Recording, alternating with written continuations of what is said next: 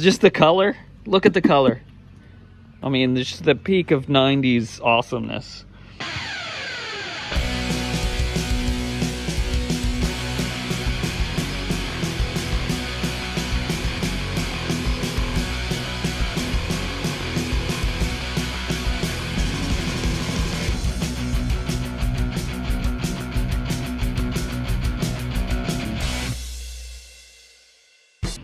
Look at it. Just feast your eyes at all of this. Drink it in. It's been a minute, and I haven't really like shown you any of it, but we're gonna walk around it, and today actually we're gonna ride it for the first time. It hasn't been on the road yet, so we're gonna try it out. So let's figure out quickly what has been done since the last one. Obviously, you know, the big one is the tail section. I have a good friend that graciously sold us this tail section, which it's the only tail section that you can put on one of these. I mean, I don't love how it's the actual, you know, says double R on it, and it's not really a double R, but we'll overlook that at the moment, just because the shape and the color and don't worry about the orange peel, just the color. Look at the color. I mean, just the peak of 90s awesomeness. But yeah, I bought grips, I bought cheap levers, but they're like, you know, OEM style levers. The tank is all lined. Maybe cut to a clip of me lining the tank. Check out the sludge that was inside that tank. I don't even want to. I want to show you guys. It's gross. It's just like all rusty shit. I don't know. I didn't record much of it, but just look. And I've gone through a lot of it. Wheels off, you know, tank off, bodywork all off. Been into the carbs, had a look in there, clean them up. Really, like the biggest problem has been the bodywork. The screen peeled some of the paint off and polished it. Now, you know, it's still pretty rough. I've got a knockoff Magnesium one coming, but you know, that's a lot better than the spray painted flat black one. So let's talk about all of this stuff. So on Amazon you can buy like the little plastic welding kits, which is essentially like a soldering iron that heats up a staple, and you press it into the plastic, and it melts it together, and it makes it pretty strong. This is, you know, arguably as strong as a new one, but obviously we still have all the holes from where the previous owner had drilled it, which gives it some character, of course. But you know, until we get some sort of body work on it, I think that's pretty good. You know, chicks dig scars, is that right? I don't know. Anyway, we still have the rear sets, and you know, it's pretty good. Keen viewers will know that I don't have a seal for that yet. That's the bearing. That's the steering head bearing in there. What else do we do? Just a lot of cleaning and polishing and Scotch-Brite. Use Scotch-Brite on aluminum stuff if it's not coated anyway. Yeah, no, it's I'm pumped about this. This is really exciting. I didn't do anything with the exhaust. The exhaust is still rust, mostly rust up there. Exhaust, I need a cool stainless period correct deal. I need, you know, it's not perfect. It's a work in progress. However, we're gonna start it and run it, and maybe even drive it. Hopefully drive it around the block. And I want to show you something else that I got that's really cool for it too. You ready?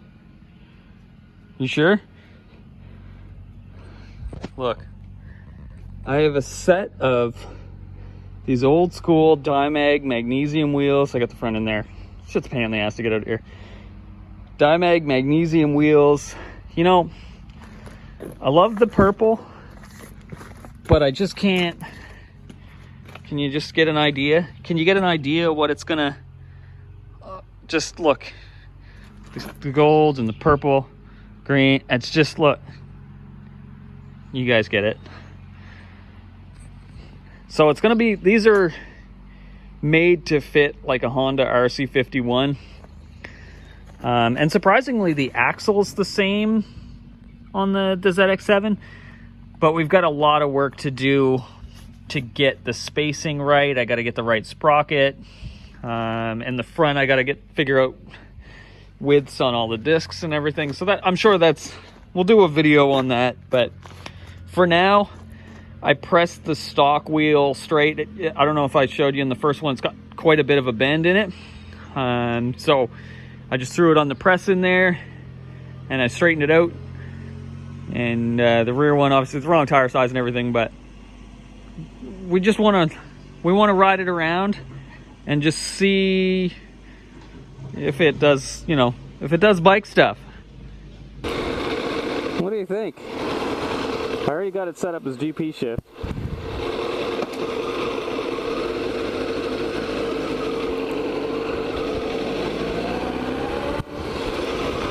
Woo, brakes are not good.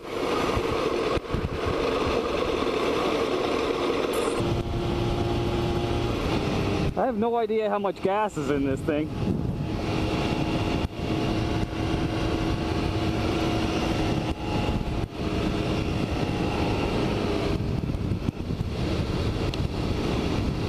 It surprisingly smooth. Makes good torque right off the bottom.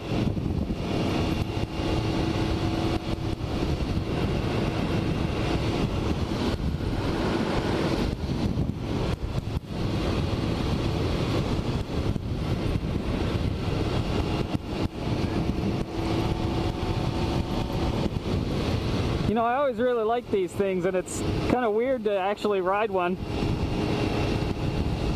You know, growing up thinking about these, you know, all the superbike racers who had them and wanting one of my own. I think my grip selection was a little bit small diameter. I think I would have liked to have a bigger grip, but I mean, we're not here to pick apart the little stuff.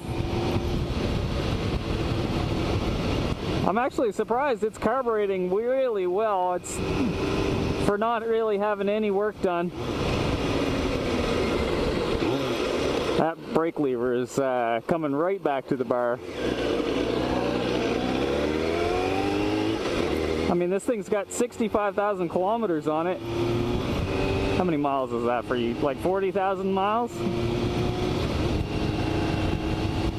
And still feels pretty good. Like, it's not, the engine is not perfect, but it's pretty smooth. I need to replace the steering nut. I hammered it back straight again, but it's not, you know, this is a work in progress, this thing. And brake all the way back to the bar. What if we do a couple of pumps?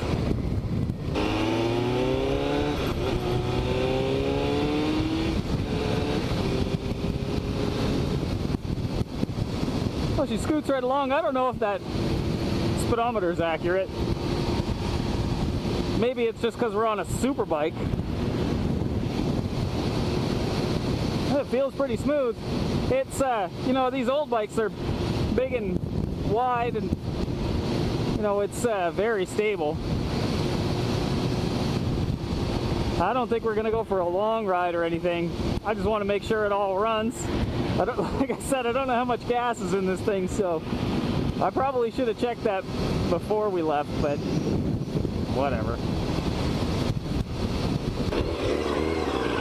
Like, it doesn't feel the freshest here. That's fine.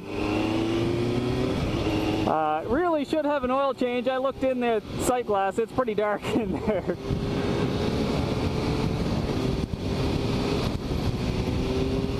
It makes good torque. A great, you know, it's not even getting into the power at 3,500 RPM, and it scoots along pretty good.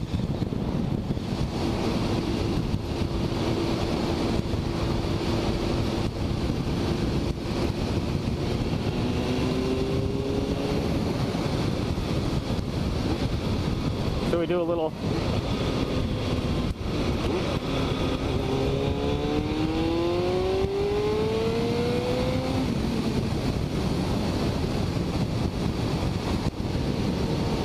pretty stable. I'm not super thrilled about the exhaust note. I think there's some sort of plug in the can of this thing, in the muffler itself. There's some sort of decibel killer or whatever they call them, and I think that's quieting it down and giving it kind of a tinny sound. You know, I prefer the old school Superbike, you know, loud but not obnoxious. Everything, you know, so far is cleaned up really well. Hi. What's this coming? That's cool. That's my style. I like that.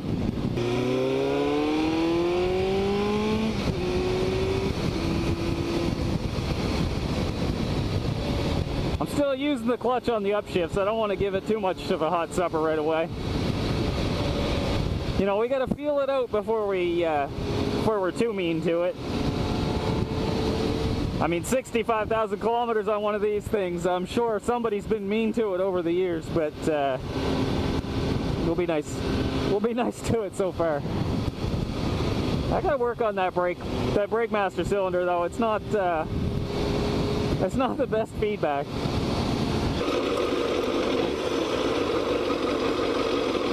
Neutral? There it is.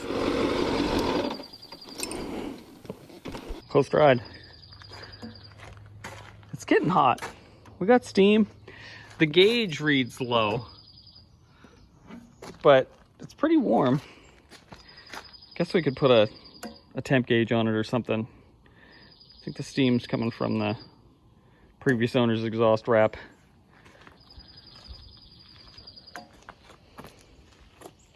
All in all, so far so good. It seems to work pretty good. I'm happy with that. Tweaking is necessary, but it's a really good start. Dog is pumped. So I think, like, because it doesn't register as being very warm. Oil light's on. Is that bad? Was it on when we were riding? Don't remember. I don't think so. But it feels warm. So it's that temp gauge, like the little the little switch in there. Maybe that's it. Because I don't think it's the thermostat. Radiator's getting hot. So we clearly got flow. What do you think of that? I'm pretty jazzed. I'm pumped about that. Runs. More of that. But first, we gotta go back to the racetrack. I don't know if you guys watched the TZ video, but that there was a couple days since that one, and now it's race weekend this weekend, which is tomorrow. So, guess we gotta load the trailer now. Oh.